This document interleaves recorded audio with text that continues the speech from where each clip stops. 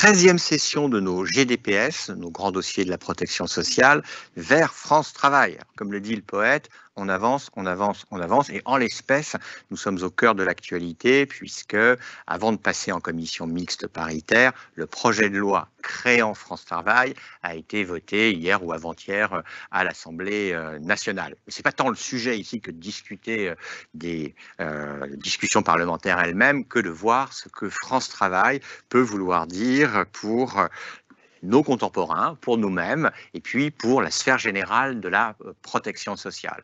Avant de vous présenter nos deux intervenants, mais avant qu'ils nous disent également ce que sont leurs positions, c'est-à-dire leur place dans cette réforme, place majeure du côté de Mathias Dufour, on le verra puisqu'il travaille auprès du haut-commissaire en charge de la préfiguration de France Travail, place qui pourrait sembler un peu originale avec Anne Moutel-Seillier qui dirige l'UGCAM, elle aura l'occasion même de nous dire ce que c'est que l'UGCAM, mais qui est concernée au double titre d'employeur et de prestataire de protection sociale. Donc on verra tout ça, mais pour débuter, on va faire à peu près comme d'habitude, on va faire un petit nuage de mots, tous ensemble. La question qui vous est posée, c'est France Travail, deux points, quelles attentes, point d'interrogation. Donc vous connaissez la musique, je pense pour la plupart d'entre vous, vous vous saisissez de votre smartphone, vous flashez le code qui est sous vos yeux, et puis nous allons commenter, enfin je vais commenter le nuage de mots en train de se constituer, puis me tourner vers nos deux intervenants et leur demander ce qu'est leur réaction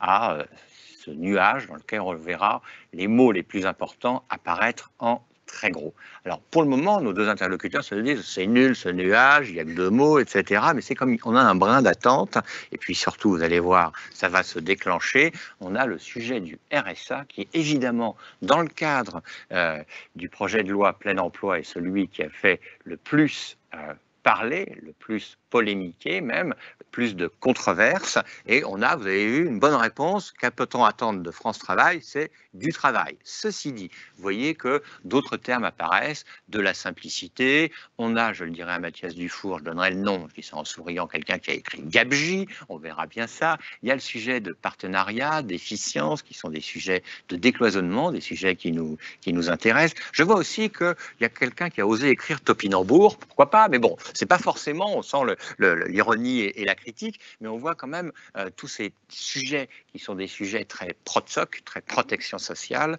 comme le paritarisme avec les thèmes de gouvernance. On voit le mot de handicap qui est apparu, et donc Anne Moutel-Seillier opine dans une certaine mesure, je pense, heureuse en se disant, bah oui, ça me concerne quand même, ça concerne quand même mon organisme.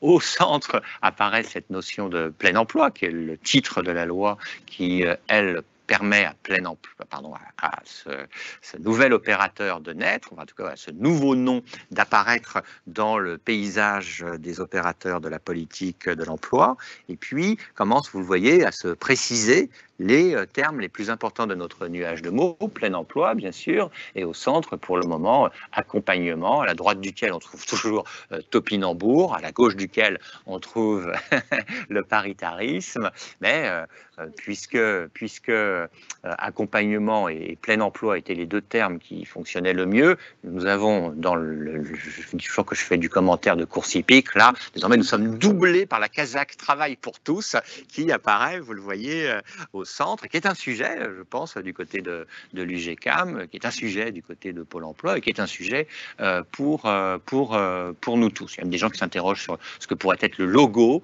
de France Travail. Peut-être Mathias Dufour aura-t-il un scoop là-dessus, je dis ça aussi en souriant. Les missions locales apparaissent, grand thème, que ce rapprochement plus affirmé vis-à-vis de la sphère Pôle emploi, mais je vois aussi quand même combien le thème de la simplification chapeaute le travail pour tous. Donc, ayant fait mon petit job de commentaire hippique, je vais me tourner vers Mathias d'abord, mais avant qu'il se présente, on fera ça après, nous dire au débeauté comment on réagit à un tel nuage de mots, à tous ces mots qui correspondent à des attentes qui sont proposées par nos interlocuteurs. Mais je vois qu'au centre, maintenant, il y a 6e branche, ce qui est plutôt sympathique. Vous savez que vous êtes ici dans le contexte sécurité sociale, on a créé une 5e branche, pourquoi pas une 6e branche, mais bon, c'est pas à l'ordre du jour immédiat, c'est peut-être une idée. Alors Mathias, quelles sont vos réactions à un tel nuage de mots? Moi, je les trouve très pertinents, tous ces mots. À part 6e branche, Et topinambour. Et topinambour, mais bon, il faut un peu d'humour aussi, il faut prendre les choses avec recul, donc très bien pour topinambour, mais surtout je vois beaucoup autour de plein emploi, accompagnement, simplification, paritarisme, tout ça c'est des pragmatismes, tout ça c'est des mots, partenariat, tout ça c'est des mots qui sont vraiment au cœur du projet France Travail. Anne Moutenseguier, alors, il vous rassure un peu, j'espère, ce nuage de mots, puisqu'apparaissent quand même certains de vos sujets. Oui, il me rassure tout à fait. Alors, au-delà des mots que tu as évoqués, Mathias, moi, j'évoquerai aussi le sujet du travail pour tous. Et je suis vraiment très heureuse que ça ressorte. Le travail pour tous aussi et le sujet handicap, parce que je crois que l'actualité aussi se prête particulièrement bien aujourd'hui à l'insertion professionnelle des personnes en situation de handicap, puisque les besoins aussi en main-d'œuvre sont extrêmement importants et que les demandes de travail de ces personnes sont importantes. Parfait.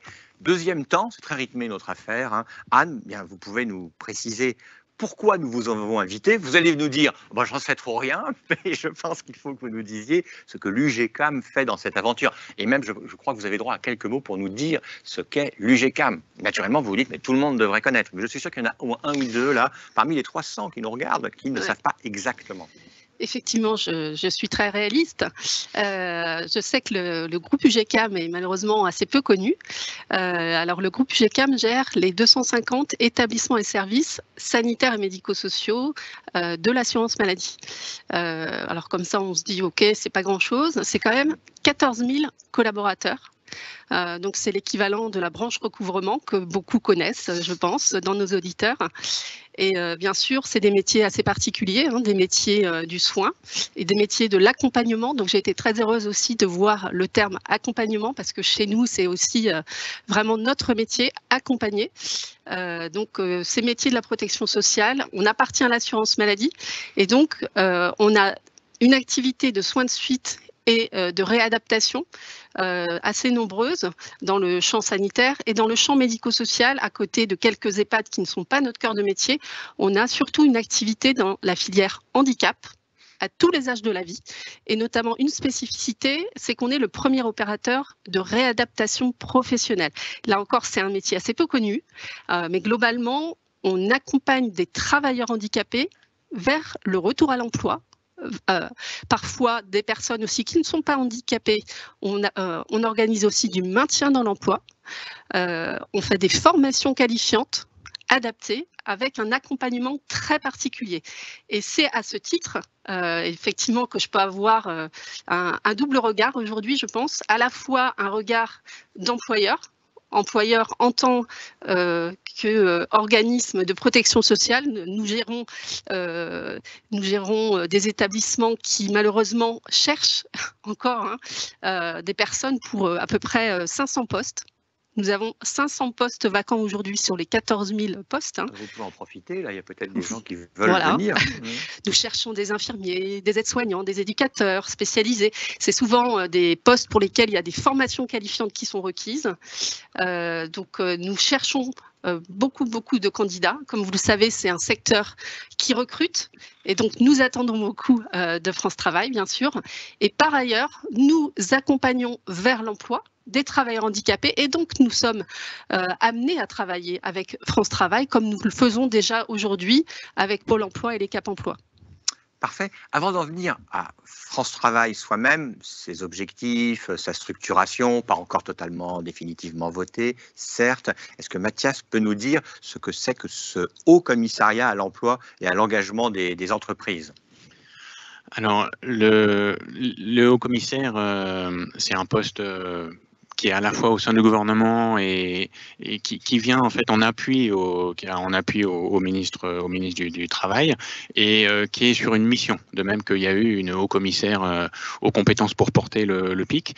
Là, je dirais que la mission... On fait un jeu en fait depuis 13-14 séquences, c'est que chaque fois qu'il y a un fil un peu obscur, je le fais. Plan... Parfois je suis très content parce que je sais ce que c'est, mais là le PIC, je suis dans les buts. Et malheureusement, c'est quand même le PIC, c'est le plan d'investissement dans les compétences qui date du précédent quinquennat. quinquennat, qui était un effort de 15 milliards d'euros, assez inédit dans l'histoire de notre pays, au moins de la Ve République, et qui a été peu mis en avant pour accompagner vers l'emploi les 2 millions de personnes les plus éloignées de l'emploi. Et donc la mission, je dirais, aujourd'hui principale du haut-commissaire, c'est d'être préfigurateur de France Travail. Donc d'abord, il l'a été tout au long de l'année 2022 pour faire la concertation et construire le projet. Il a remis son rapport en avril. Puis ensuite, ça a nourri le projet de loi plein emploi qui, comme vous venez de le souligner, vient d'être adopté par l'Assemblée nationale après l'avoir été par le Sénat. Maintenant, il reste la commission mixte paritaire qui va gérer les écarts entre le texte voté au Sénat et à l'Assemblée, et en particulier sur le RSA, parce que je vois que c'est une des questions. Les choses sont pas encore ni sur le nom, ni sur le RSA, sont encore totalement calées au Parlement. Alors, même le nom de France Travail n'est pas totalement calé, mais mettons de côté les sujets de discussion parlementaire, entrons dans le fond de la matière et regardons ce que sont les objectifs d'une telle réforme. Alors, d'abord, on peut partir d'un paradoxe que nous traversons aujourd'hui, avec certes une forte baisse du chômage, puisqu'on est passé on est aujourd'hui à 7% de chômage, qui est beaucoup plus que dans d'autres pays, mais quand même faible historiquement en France. Mais on a quand même, quand on regarde le halo du chômage, pas loin de 5 millions de personnes qui aimeraient travailler, et d'un autre côté, en parallèle de ça, on a des tensions de recrutement, et tu viens de le souligner, dans tous les secteurs. Et c'est ce paradoxe de plusieurs millions de personnes qui souhaiteraient accéder à l'emploi et de tensions fortes qu'il faut régler. Et le projet France Travail, il est né de ce paradoxe et de ce besoin, en fait, de mieux assurer la fonction DRH de la nation.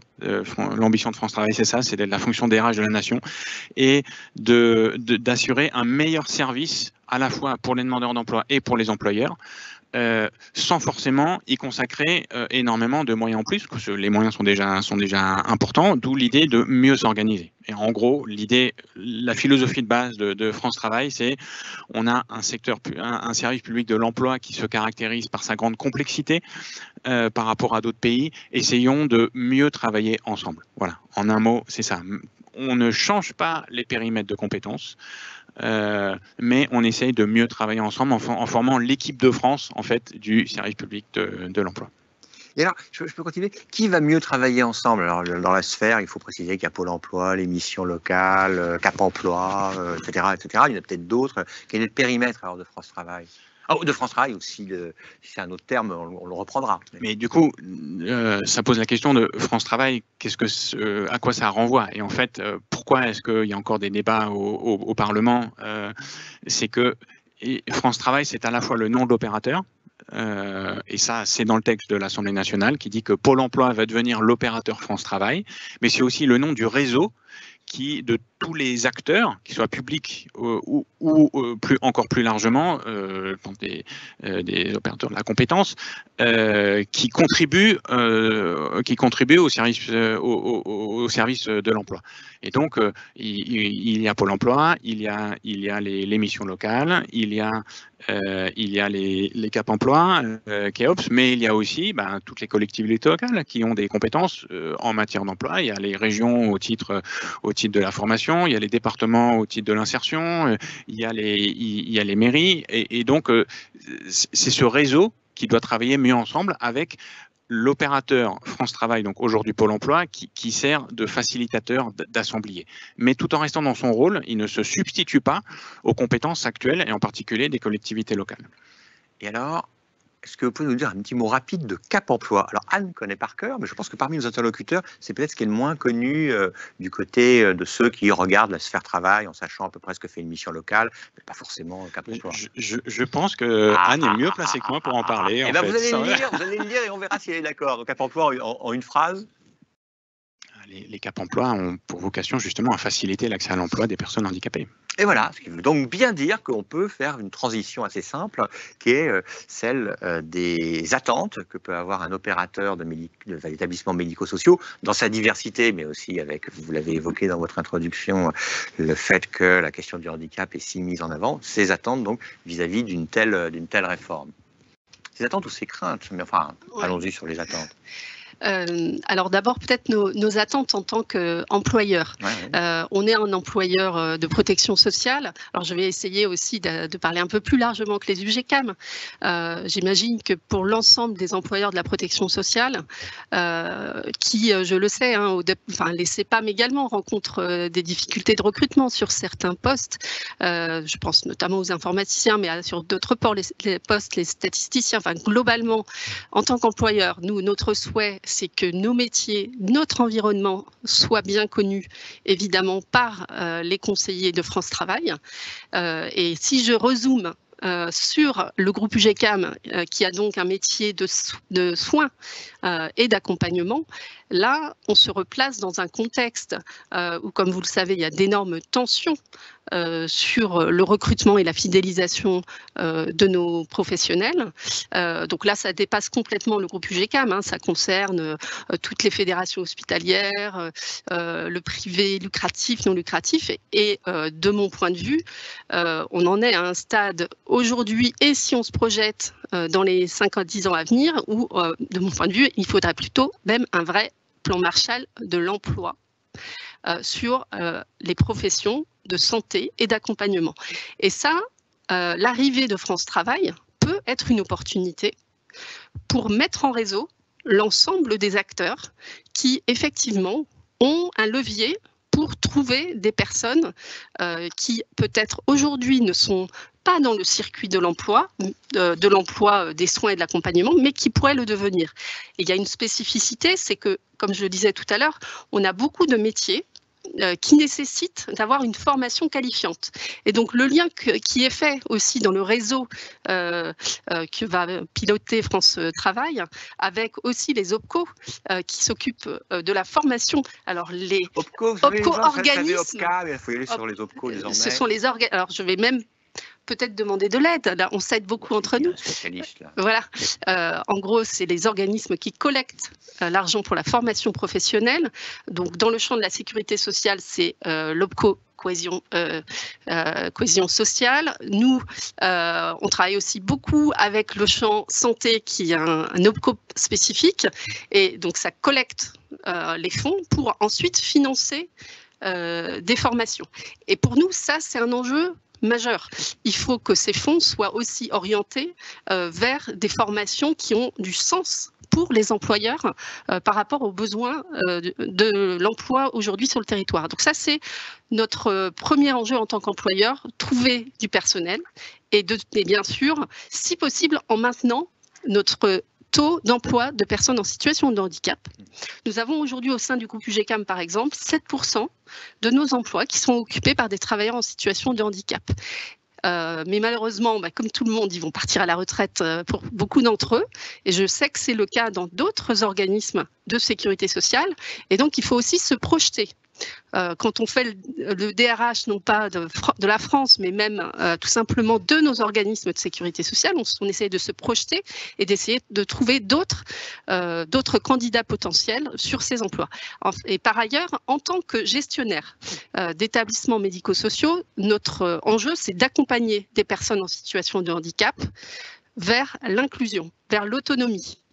Et l'autonomie, ça peut être via l'inclusion scolaire, dont on entend beaucoup parler, mais aussi l'inclusion professionnelle, puisque les travailleurs, les personnes en situation de handicap souhaitent travailler le plus possible et nos structures de réadaptation professionnelle, elles, ont une véritable expertise qu'il faut continuer à utiliser pour accompagner ces personnes vers l'emploi durable.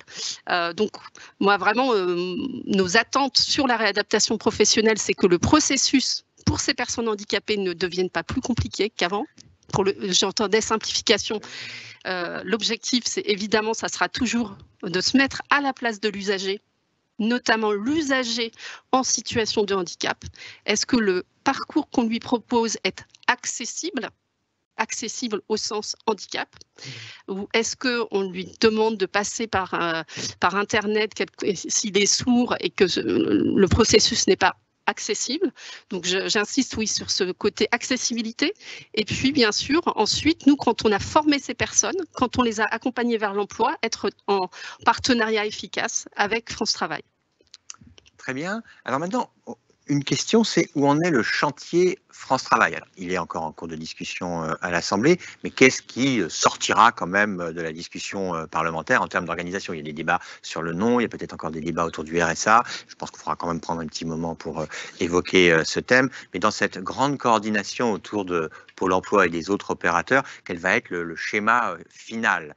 Et il y a déjà des petites questions qui me sont envoyées et je les greffe sur ma grande question. Il y a le sujet, ça va vous paraître évident comme question, mais quelle différence entre France Travail et Pôle emploi? C'est une différence de philosophie peut-être, peut-on évoquer. Puis il y a le système des systèmes d'information. Si on ne fusionne pas les différents opérateurs, comment rapproche-t-on les systèmes d'information afin que ce soit plus simple et plus fluide pour tout le monde? Voilà, c'est des petites questions qui quand même sont assez colossales, je sais. Alors, l'opérateur France Travail, c'est Pôle emploi aujourd'hui. Il y a un changement de nom et il n'y a pas de changement de périmètre. En revanche, il y a d'abord, de périmètre fonctionnel. En revanche, je dirais qu'un des changements principaux, c'est le fait d'essayer d'aller vers. Et c'est curieux parce que c'est un mot qui ne figure, que je n'ai pas vu, l'aller vers. Aller vers les demandeurs d'emploi, aller vers les entreprises. Et c'est au cœur de la philosophie de France Travail. Mais peut-être parce qu'on l'a pas assez expliqué. Et une des modalités d'aller vers, c'est, et là pour le coup ça a été beaucoup débattu au Parlement, c'est le fait d'inscrire de manière automatique tous les demandeurs du RSA, toutes les personnes qui vont dans les missions locales, toutes les personnes qui sont en situation d'accéder à l'emploi ou qui ont besoin d'avoir un emploi seront inscrites de manière automatique à l'opérateur France Travail. Et pourquoi? Eh bien, d'abord d'être dans une logique de dites-le nous une fois pour limiter les doublons. Simplifier les choses pour l'usager et aussi pour essayer de ne pas perdre des gens en route.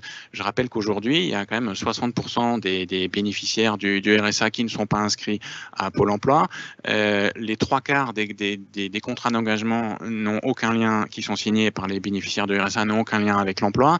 Et au bout de 7 ans, 90% des bénéficiaires du RSA sont encore au RSA. Donc il y a malheureusement peu de sortie vers l'emploi. Donc l'idée, c'est vraiment en faire plus pour ceux qui en ont le plus besoin, essayer de ramener vers l'emploi le plus grand nombre de personnes possible. Et du coup, aujourd'hui, il y a 2 millions de personnes qui sont inscrites à Pôle emploi. On peut viser demain 4-5 millions. Je dirais que le principal changement, c'est ça. Et du coup, de renforcer l'accompagnement. Il y avait le mot accompagnement qui est ressorti fortement. Renforcer l'accompagnement pour ces personnes-là.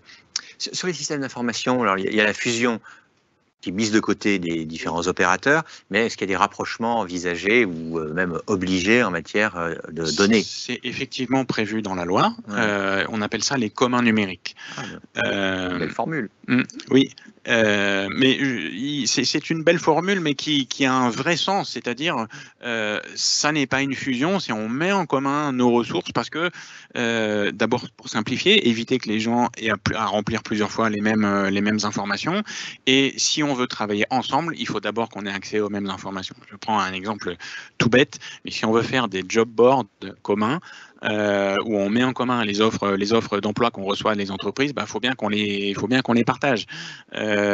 Si on veut aller vers les entreprises en se disant plutôt que le lundi ça soit Pôle emploi qui aille voir une entreprise, le mardi la mission locale et le mercredi Cap emploi et le jeudi le conseil régional, il faut qu'on partage les informations. Donc je dirais que les communs numériques, c'est un des cœurs de la transformation sans lesquels il ne peut pas y avoir de travail partenarial entre les acteurs du réseau France Travail. Commun numérique, alors, vous savez que vous êtes dans le commun numérique, alors, dans une certaine mesure? Je ne le savais pas, mais effectivement, en tout cas, je comprends évidemment l'intérêt. Ça fait écho à l'espace numérique en santé. Est-ce qu'on aura un espace numérique en emploi à voir? Mon espace santé, mon espace voilà. emploi. En tout cas, on voit que c'est à la fois une évidence en termes de fonctionnement collectif, de simplification pour l'usager et en même temps, c'est énormément de complexité à mettre en œuvre, pour le voir un petit peu côté santé. Mais je pense que ça doit être un objectif impératif, effectivement. Après, nous, finalement, en tant qu'employeur, c'est vrai qu'il serait intéressant de pouvoir accéder à ce commun numérique.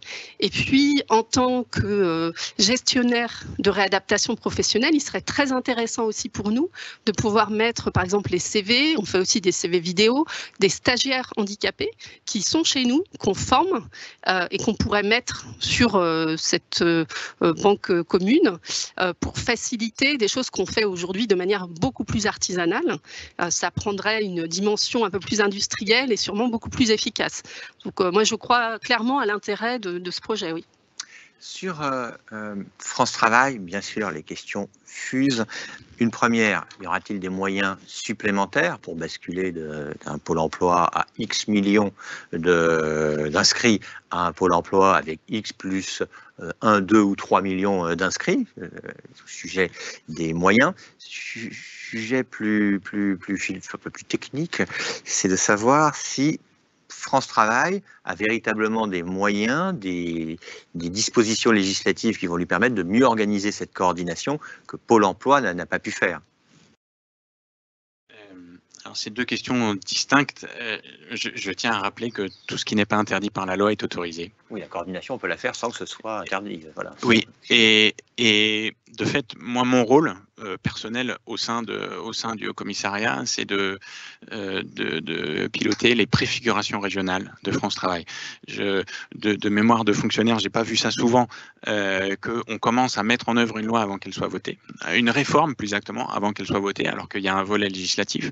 Et c'est une volonté, c'est une initiative personnelle du Haut-Commissaire, avec l'idée que dès lors que la philosophie d'ensemble, c'est de travailler mieux ensemble, on n'a pas besoin de la loi pour le faire.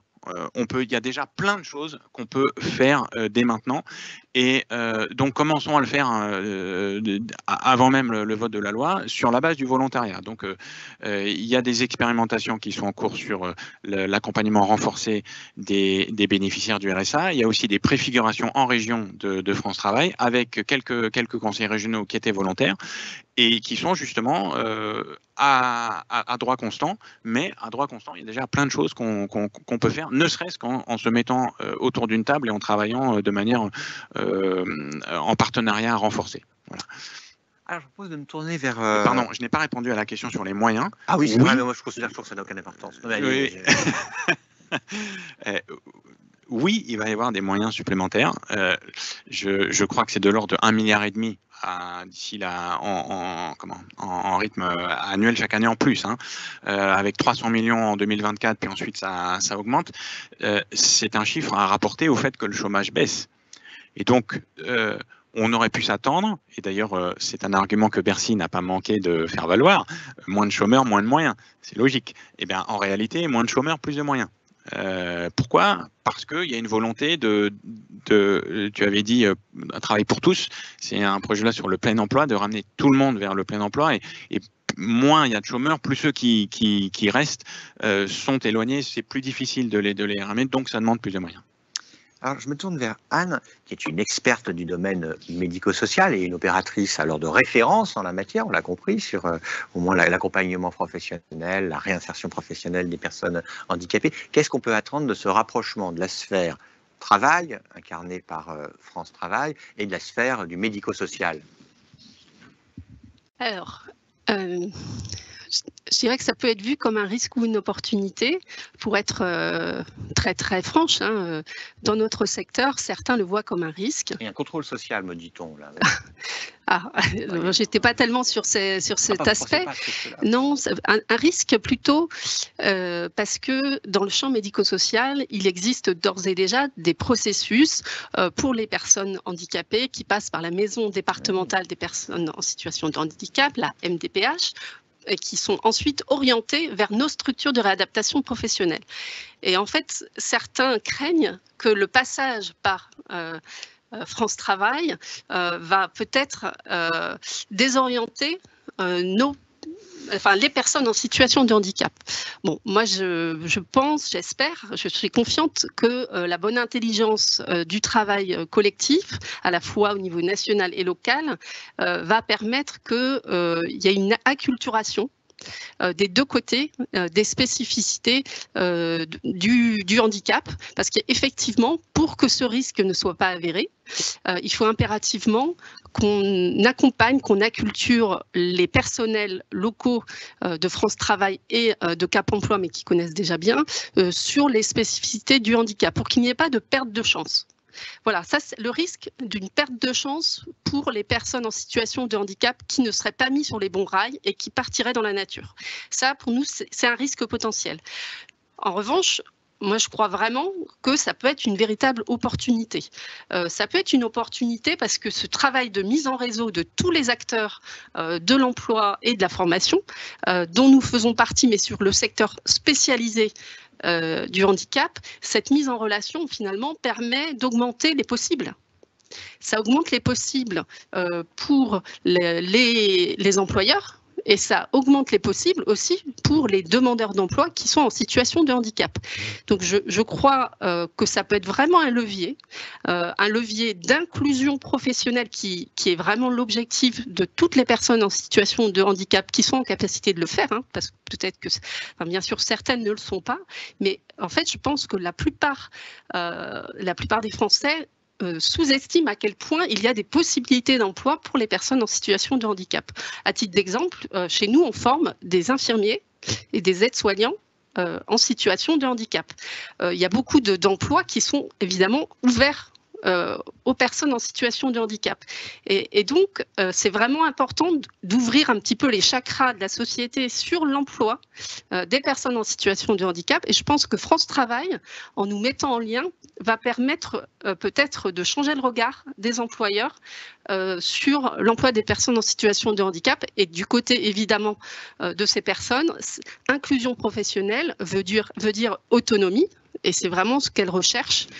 Donc moi, je vois vraiment un atout. Et peut-être un dernier point, nos structures, ce sont des structures de réadaptation professionnelle qui ont de véritables expertises historiques, avec des expertises de professionnels qui sont spécialisés sur l'accompagnement du handicap, aussi bien pour les formateurs, mais aussi on a des médecins, des chargés d'insertion, des psychologues.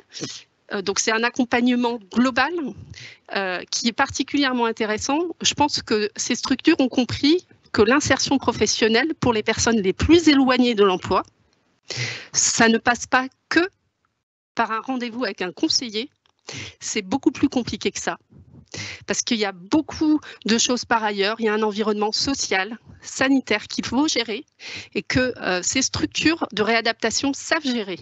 Et là encore, à titre d'exemple, j'évoquerai une expérimentation qu'on fait à Montpellier, où on travaille d'ailleurs pour Pôle emploi depuis maintenant 2 ans, pour accompagner des personnes particulièrement éloignées de l'emploi, qui ne sont pas obligatoirement handicapées, mais on utilise nos expertises professionnelles, mais aussi nos plateaux techniques très spécialisés pour faire des bilans, pour essayer de comprendre ce que la personne peut vraiment faire techniquement et aussi avoir un regard médical sur ce qu'elle peut faire et ensuite construire avec elle un projet professionnel qui ait du sens, qui corresponde aux besoins du territoire. Et donc c'est très concret et je pense que France Travail pourra aussi durablement s'appuyer sur ces expertises dans la reconstitution aussi de la démarche France Travail plus globale. Très bien. Alors, on ne peut pas manquer de évoquer le sujet du RSA. Si je dis ça, c'est parce que dans un moment autour de France Travail, ça a été un des thèmes les plus débattus. Et puisque je regarde le fil de discussion et les questions qui nous sont posées, il y en a pas mal sur ce thème. On pourrait entrer dans ce débat par une des questions qui m'est posée, qui permet une réponse précise d'ailleurs, et ensuite d'évoquer toutes les controverses. La réponse est non. Ah oui. Oui, c'est pas certain.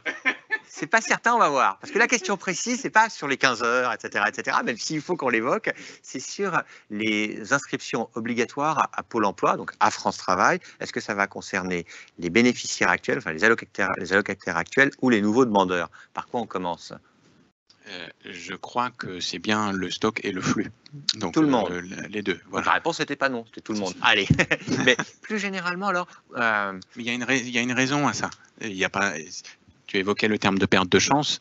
Si on fait ça, c'est pour renforcer l'accompagnement. Comme je l'ai dit, aujourd'hui, 3/4 des bénéficiaires du RSA ont un contrat sans lien avec l'emploi. Il s'agit de renforcer l'accompagnement vers l'emploi. Il n'y a pas de raison que quelqu'un qui s'inscrit, qui fait aujourd'hui une demande de RSA ait plus de chances de retourner vers l'emploi que quelqu'un qui est déjà inscrit. Ça ne serait pas logique.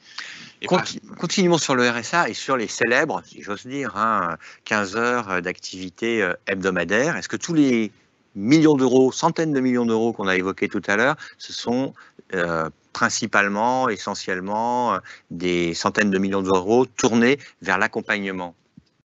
La réponse est oui, sur l'accompagnement. Bien sûr, il y a aussi des sous pour d'autres choses, et par exemple les communs numériques, parce que c'est une belle idée, mais moi, si je voyais un risque, ça serait surtout un risque opérationnel, que ça mette du temps ou que ça soit plus compliqué que prévu. L'informatique est souvent plus compliquée qu'on ne le souhaite, et pour arriver à la simplicité, c'est énormément de travail. Donc, il y a du travail sur ces communs numériques. Mais l'essentiel de l'argent, c'est sur le renforcement de l'accompagnement. Voilà. Et par exemple, c'est la raison pour laquelle aujourd'hui il y a 17 départements qui sont en expérimentation sur cet accompagnement renforcé des bénéficiaires du RSA. Et une des modalités de l'accompagnement renforcé, c'est le fait d'être reçu par un binôme entre un conseiller Pôle emploi et un travailleur social, pour avoir le double regard de l'emploi et le regard aussi social. Et ça donne de très bons résultats. Ça donne de très bons résultats. Autre question, alors je pense que lorsqu'on tient quelqu'un qui est à la manœuvre sur France Travail, là toutes les questions fusent, et donc je vais poser la question à Mathias ainsi. À votre avis, quelle est la question que je vais vous poser sur l'actualité du débat du côté des CAF? Il ne va pas. Article 10, il ne va pas. Non, le service public de la petite enfance, me fait-on évoquer ici. Donc, enfin, je peux préciser le débat, c'est-à-dire que était contenu, ou est peut-être revenu, je ne suis pas au courant, l'idée, le principe de développer le service public de la petite enfance dans la loi plein emploi. Ça a été repoussé. Et ma question, c'est où en est-on alors? Enfin, c'est pas ma question à moi, c'est la question. Je suis certain que c'est une question du côté des CAF. Là. Alors, je suis désolé, je n'en sais pas plus que vous. Bon. Je n'ai pas suivi cette question. Le plein emploi France Travail est un des sujets, mais il y a d'autres sujets dans la loi sur le plein emploi que France Travail, et notamment cet article 10 qui a été supprimé à l'Assemblée. Voilà.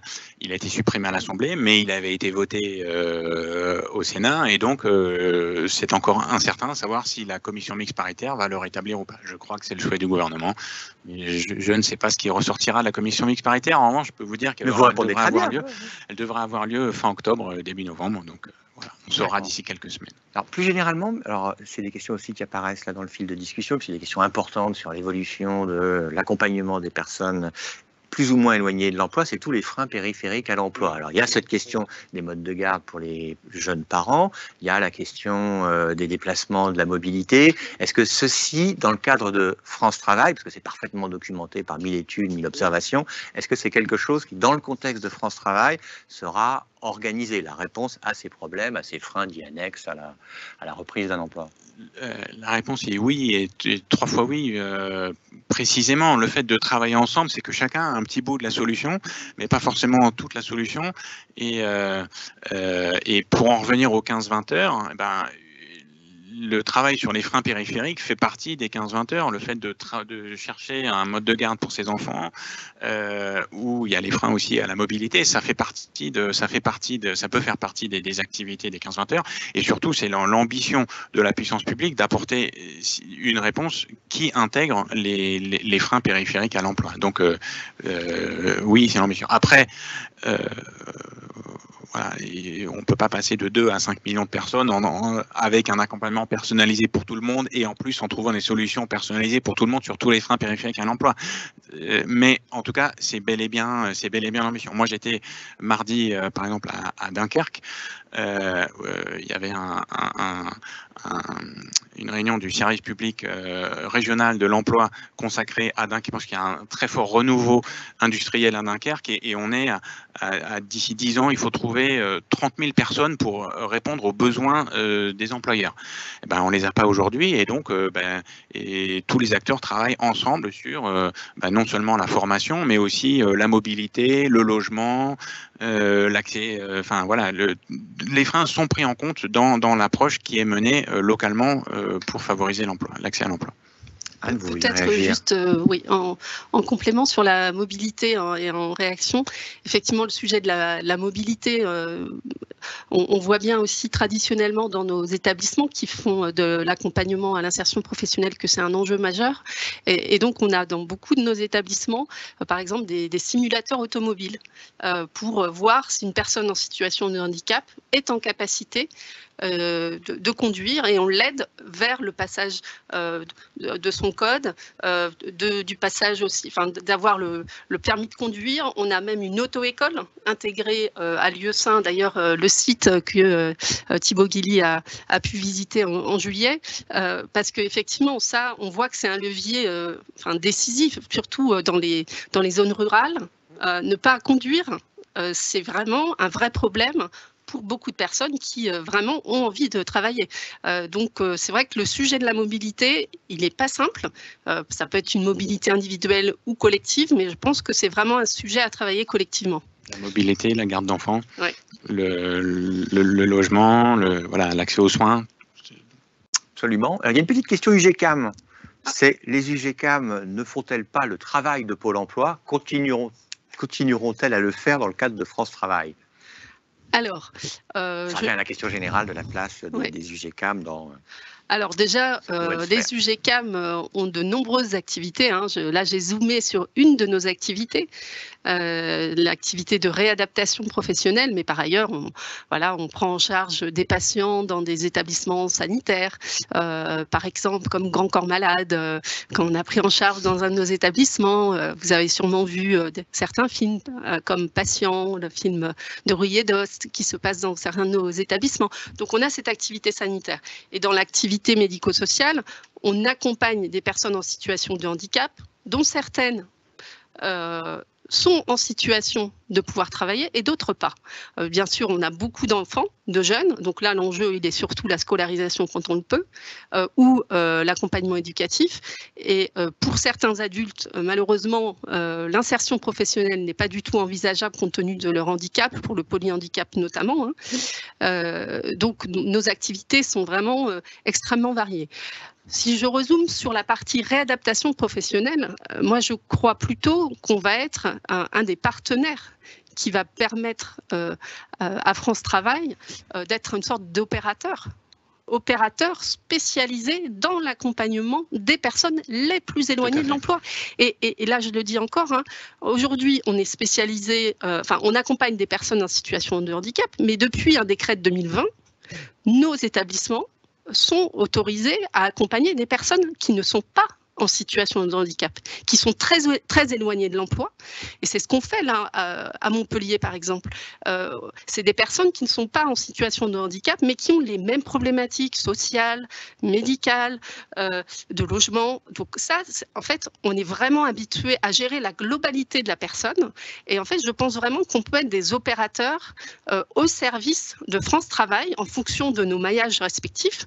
Donc, bien sûr, il y a le groupe UGCAM, on n'est pas le seul opérateur. On est le premier opérateur de réadaptation professionnelle, mais il en existe d'autres sur les territoires. C'est la FAGER, qui est la fédération qui pilote l'ensemble, qui rassemble l'ensemble de ces opérateurs.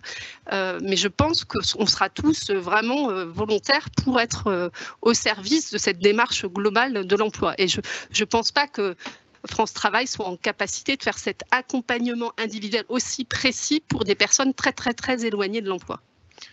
Alors, je ne peux que pleinement souscrire à tout ce que vient de dire Anne, et je m'inscris en revanche en faux contre la question qui dit l'UGCAM fait le travail de Pôle emploi.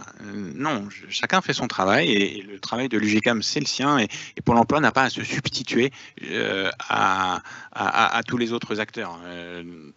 Aujourd'hui, je prends l'exemple des personnes handicapées, il y a le réseau des Cap Emploi, sur les jeunes, il y a les missions locales et chacun continuera à faire son travail. En revanche, on peut le faire en travaillant mieux ensemble, voilà, de manière plus intelligente. Et ça ne va pas, il ne va pas y avoir, je reviens, désolé de me répéter, mais il n'y a pas de changement de compétences, de périmètre de compétences, ni en ce qui concerne l'État, les collectivités locales et l'opérateur France Travail aujourd'hui Pôle emploi, ni entre les opérateurs eux-mêmes. Une petite question sémantico-juridique ou juridico-sémantique qui n'appelle pas forcément de long développement, mais c'est quelle est la différence entre France Travail et le service public de l'emploi? Joker. Ah bon, c'est à ce point-là? Ah bon, moi, je pensais qu'on pourrait dire globalement, ça se recoupe, non? Non, globalement, ça se recoupe, oui. Bon, j'aide pour les réponses. Hein. Non, globalement, ça se recoupe. C'est juste, il y a des toutes petites différences de périmètre. Bon, globalement, ça se recoupe. Non, c'est pas essentiel. Alors, il y a une bonne question. Toutes les questions qui ont été posées sont naturellement bonnes, même si on peut s'inscrire en faux contre certaines d'entre elles. Elle est légitime. Enfin, elle est légitime, cette question. Et tu parlais de risque ou de crainte. Il y a cette crainte. Y compris de la part de collectivités locales ou des missions locales ou de Cap Emploi, de dire mais demain, on va avoir Pôle emploi ou même de l'État. De l'État local. Demain, l'opérateur va être tout puissant, c'est Pôle emploi qui va tout faire. Non, c'est pas vrai. Mais je comprends la crainte, c'est pour ça que je répète que l'opérateur France Travail, donc aujourd'hui Pôle emploi, ne va pas changer fondamentalement son métier. Ce qu'il va faire, c'est d'aider à l'orientation. La première orientation, par exemple, on va orienter vers les missions locales ou vers les Cap Emploi. C'est pas, on va pas faire le travail. Quand je dis on, c'est à supposer, je me place du point de vue de l'opérateur, mais il y a un travail d'orientation vers ceux qui sont les mieux placés pour accompagner chaque demandeur d'emploi ou bénéficiaire du RSA. C'est pas faire à la place d'eux. Ouais. Anne a débuté ses observations par quelque chose qui est très important dans le domaine de la protection sociale en général, très présent dans le débat public au sujet du médico-social, c'est que c'est un secteur qui a du mal à recruter. Hein, c'est même le moins que l'on puisse dire. Et donc la question qui est posée est assez futée, c'est de dire, il y a plein de moyens supplémentaires qui sont évoqués, qui seront votés pour de l'accompagnement. La question c'est qui va-t-on recruter et comment va-t-on les recruter pour cet accompagnement plus adapté des personnes éloignées de l'emploi? Tu parles des accompagnateurs, si j'ose dire. Les accompagnateurs. Alors ça, je ne sais pas qui sera recruté. Oui. Ce dont je peux parler un petit peu, parce que là on a beaucoup parlé des personnes qui cherchent un emploi, on n'a pas beaucoup parlé du côté employeur. Alors que tu l'as souligné, c'est d'abord en tant qu'employeur que tu es concerné et que tu as des besoins aujourd'hui. Donc je peux parler un petit peu de qu'est-ce que France Travail va apporter de plus pour les employeurs. Alors les employeurs, il y en a certains qui vont avoir besoin d'employer des gens qui vont accompagner des personnes qui sont au RSA. Comment on les trouve, voilà. Mais plus globalement, du côté des employeurs, qu'est-ce que va apporter D'abord, il y a une question de coordination. Comme je l'ai dit, il y a plusieurs types d'acteurs aujourd'hui qui ont des relations avec les employeurs pour les aider à répondre à leurs besoins, à leurs besoins de main-d'œuvre. Et ces acteurs agissent le plus souvent de manière peu coordonnée. Quand j'étais lundi, j'étais à Lille, j'ai entendu, il y avait un atelier de travail avec un certain nombre de personnes sur justement cette question de comment est-ce qu'on répond mieux aux besoins des employeurs. La première chose qui est ressortie, c'est arrêtons d'aller voir le lundi Pôle emploi, un employeur soit contacté le lundi par Pôle emploi, le mardi par une mission locale, le mercredi par le conseil régional. Donc déjà, avoir une offre unique. Quand un employeur met une offre, il le met une fois et c'est sur tous les job boards. Voilà. Peut-être faudrait-il dire ce que c'est qu'un job board pour l'employé pour la deuxième fois. Oui. Anne opinait tout à l'heure, c'est très important les job boards. Oui. Un job board, c'est une liste c'est la liste des emplois qui sont pour lesquels on recherche des salariés. Et Aujourd'hui, il y en a une multiplicité, et donc le fait de mettre en commun les job boards, et comme ça l'employeur il poste une fois, il sait que c'est vu par tout le monde, ça c'est déjà quelque chose de très concret. Le fait d'avoir une stratégie qui est coordonnée entre les différents acteurs pour dire voilà, on va faire ensemble, et c'est pas forcément on fait les uns à la place des autres, mais toi tu vas être l'interlocuteur de référence pour tel employeur, toi tu vas être l'interlocuteur de référence, et comme ça chaque employeur n'a qu'un seul interlocuteur. Ça, c'est un vrai plus.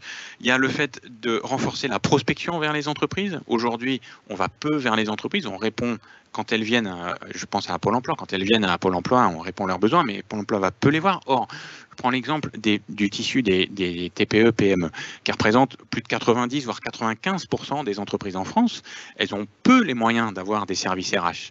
Or, il y a beaucoup de choses que le service public de l'emploi peut faire pour eux, et donc avoir une démarche prospective, dire quels sont vos besoins, comment est-ce qu'on peut y répondre, ça c'est quelque chose d'essentiel. Et d'ailleurs, puisque j'ai vu qu'il y avait beaucoup de mots autour de l'efficience, la simplification, la mesure la plus efficace de création d'emplois en termes de politique publique, c'est l'aller vers les entreprises. Quand vous allez voir une entreprise, vous leur demandez quels sont vos besoins de recrutement, et ben, c'est ça qui coûte le moins cher pour créer un emploi parmi tous les leviers dont on dispose.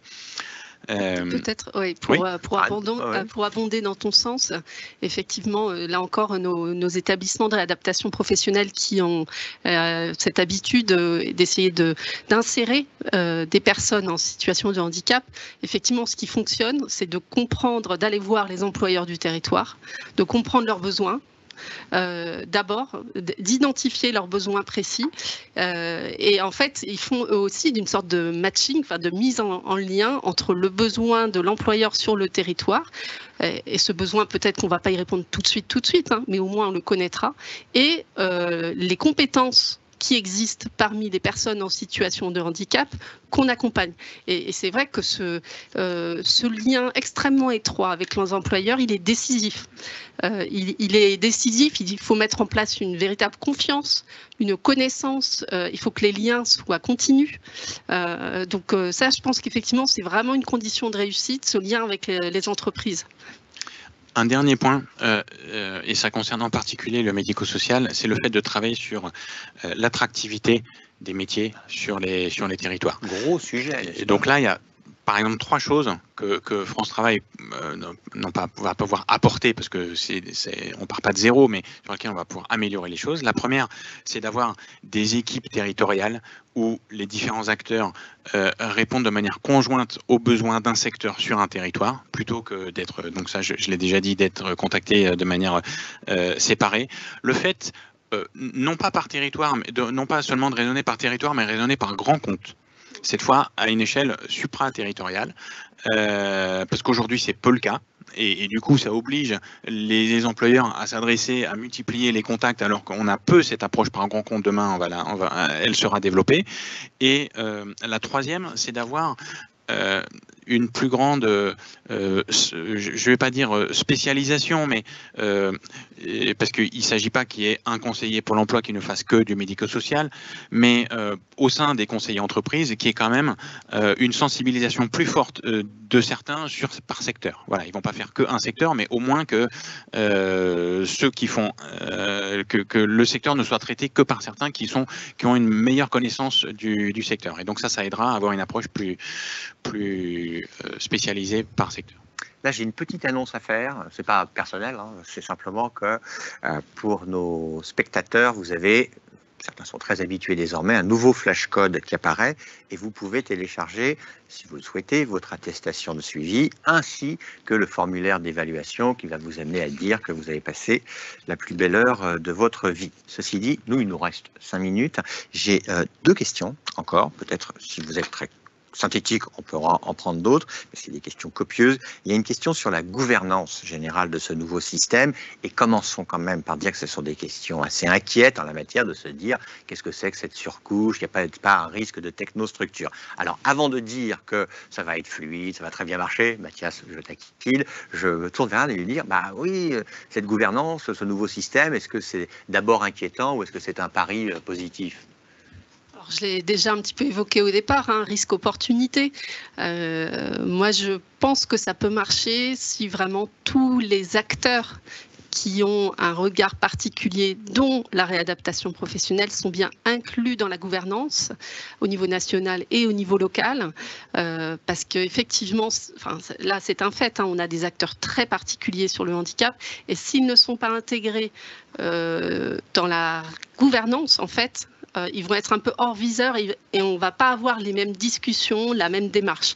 On voit bien que les endroits aujourd'hui, où, par exemple dans le Pas-de-Calais, le Nord-Pas-de-Calais, où il y a une vraie démarche sur l'emploi qui fonctionne hyper bien, notamment sur les personnes en situation de handicap, c'est que tous les acteurs sont présents. Et donc, je crois vraiment à ça. Je pense que ça peut marcher, mais ça nécessite qu'on soit bien tous présents dans la gouvernance. Et bien sûr, on est tous conscients qu'il y a beaucoup d'acteurs. Donc, c'est un défi. France Travail aime les défis. Nous, on chiche, hein. Mais je vais me tourner quand même vers Mathias là-dessus pour reposer la question autrement, parce qu'elle a été posée autrement, c'est avec le chef de file. Alors ça, c'est une notion qu'on aime bien dans le médico-social. Depuis la décentralisation de l'action sociale, on va dire que le département est chef de file de l'action sociale, même si, soyons clairs, personne ne sait vraiment ce que ça veut dire. Mais bon, allons-y. Je pose la question telle qu'elle est libellée là, qui est, est-ce que le chef de file de France Travail, ce sera Pôle emploi? Non, au sens où il n'y a pas de... Il n'y a pas de chef. Non, c'est pas qu'il n'y a pas de chef, c'est qu'il n'y a pas de changement des compétences. Donc, les compétences des départements seront demain celles qu'elles sont aujourd'hui. Donc, s'ils sont chefs de file, ils le seront toujours. Le rôle de France Travail, et pour faire le lien avec la gouvernance, c'est d'être un peu l'animateur de la gouvernance. Mais c'est un animateur. Il va aider les instances de gouvernance à préparer leur travail, à nourrir en diagnostic, mais pas à décider à la place des autres. Et avant de répondre à votre question sur la gouvernance, je n'ai pas dit que tout allait fonctionner. Et j'ai parlé des objectifs et des ambitions et de l'intention. Voilà. Après, la réalité est toujours plus compliquée que ce qu'on croit, et on est souvent déçu, mais au moins, là j'ai parlé de ce qui est envisagé, enfin de ce qui est souhaité. Voilà. Et on fera le bilan dans 5 ans. En matière de gouvernance, je dirais que la balle est le camp des acteurs locaux, savoir si il va y avoir une couche en plus ou des couches en moins. L'idée de la gouvernance du réseau France Travail, et là je parle du réseau, pas de l'opérateur, elle est très simple. C'est une instance de gouvernance transverse, unique, par échelon territorial. Donc, un comité France Travail national, un comité régional, un comité départemental, un comité local, par bassin d'emploi ou de vie, et qui se substitue à tous les autres. Et pourquoi se substituer? Parce que, un peu comme les ARS ont apporté un regard transverse sur tout le champ de la santé, prévention, médecine de ville, hôpital, médico-social, pour la partie sanitaire du médico-social, et bien là, l'idée c'est d'avoir une vision transversale du champ emploi, orientation, insertion, formation. Et d'avoir une seule instance, donc qui vient à la place des autres. Petite question techno-sécu très importante du côté des branches de sécurité sociale, c'est sur la révision du mode de délivrance des prestations. Aujourd'hui, il y a toute une réforme en cours consistant à rapprocher les bases de données, à fonctionner sur la logique du dites-le nous une fois, avoir un dispositif de ressources mutualisées. La question qui est posée là, c'est est-ce que France Travail va s'appuyer en termes de commun numérique sur ce qui se développe dans cette sphère cousine ou sœur qu'est la sphère de la sécurité. Je crois que c'est bien le sens du commun numérique, c'est de travailler là-dessus. Très bien. Alors moi, ce que je vous propose pour finir, c'est que nous allons reprojeter notre beau nuage de mots. Et moi, j'ai noté que le mot qui apparaissait en plus gros, c'est 6e branche. Et je voudrais savoir comment vous réagissez à ça. Alors, vous n'y attendiez pas à cette question, tout comme moi, je ne m'attendais absolument pas à ce qu'on nous parle d'une 6e branche. Est-ce que France Travail, alors organiquement, ce n'est pas vraiment le cas dans le texte de loi, certainement pas, mais en termes, oui, d'évolution générale du système, est-ce que c'est une 6e branche de sécurité sociale? C'est pas tant comme question, non? Alors, juridiquement, ce n'est pas une 6e branche, ça c'est clair. Je ne sais pas si le fait de le faire apparaître est un souhait. Qu'est-ce que ça, mais qu'est-ce que ça voudrait dire? Qu'est-ce que ça apporterait? Bon, je connais moins France Travail. C'est vrai que moi, je connais mieux la sécurité sociale et en particulier la branche maladie. Je ne sais pas si c'est un objectif de créer une branche. Ça, il y a une gouvernance spécifique sur ce champ-là et qui fonctionne globalement. Moi, je pense que l'enjeu, il est de travailler vraiment sur le sujet du réseau. Doublement, à la fois sur, bien sûr, la mise en réseau de tous les acteurs existants, comme tu l'as dit, autour de l'emploi, de la formation, de l'insertion, autour de France Travail, donc animé par France Travail, si j'ai bien compris, et la logique de réseau que connaissent très très bien les caisses de sécurité sociale. C'est-à-dire comment on définit une politique nationale et qu'on la met en œuvre sur le territoire pour assurer aussi une équité de traitement de l'ensemble des Français, je ne vais pas dire des assurés, là c'est un peu différent, sur tout le territoire. Donc plutôt qu'aux 6e branche, moi je pense que l'enjeu, c'est si on prend le pari de France Travail, c'est de travailler sur la mise en réseau, la réalité de la mise en réseau de manière un peu matricielle. Et je pense que c'est ça l'enjeu de mon point de vue. Mathias, un demi-mot, puis on n'a plus de temps en théorie, ça peut être un mot ou deux sur cette 6e branche alors. Je suis un peu pris au dépourvu et je fais confiance à Anne. Ouais, exactement. Bien, exactement. Voilà. Bon. Alors, comme conclusion, enfin, c'est pas une conclusion. Moi, je retiens deux choses parmi mille le choses. mot, c'est plutôt service RH de la nation. Auquel j'associerais France Travail. Moi, je noterais pour ceux qui veulent un moyen mémotechnique, noter deux expressions qui ont été employées, chacune par l'un de nos intervenants. D'abord, il y a ce sujet, oui, de la fonction RH de la nation. C'est ça, ce à quoi aspire le projet en cours de mise en œuvre. Avant d'être, même en cours de mise en œuvre, avant même d'être voté de France Travail. Et puis il y a le sujet que Anne a mis en avant quand même du plan Marshall pour l'emploi, qui pourrait débuter quand même par un plan Marshall pour l'emploi dans le secteur social et dans le secteur médico-social tout particulièrement. Donc je vous remercie tous les deux très vivement d'avoir participé à cette heure ensemble et nous nous retrouvons à 17h pour l'ultime séquence de nos grands dossiers de la protection sociale pour évoquer à nouveau la réforme des retraites. Et Mathias voulait dire un dernier mot. Oui, vive le N3S. Ah, Mathias va avoir droit à plein de cadeaux, dont entre autres le beau stylo de l'N3S. J'ai beaucoup d'admiration pour cette école et je salue tous ceux qui ont fait le choix. Et Mathias dit ça alors qu'il est diplômé de toutes les grandes écoles du monde et du monde vraiment. Et je me permets aussi d'abonder en disant qu'à l'EN3S, je salue particulièrement tous ceux qui viennent faire des stages en UGCAM ou qui sortent en UGCAM, puisque nous ne l'oublions pas, l'EN3S prépare aussi des agents de direction pour le groupe UGCAM. Et bien voilà, sur ces bons mots sympathiques à l'endroit de cette belle école, nous terminons notre bonne heure et nous nous retrouvons donc dans 25 minutes maintenant.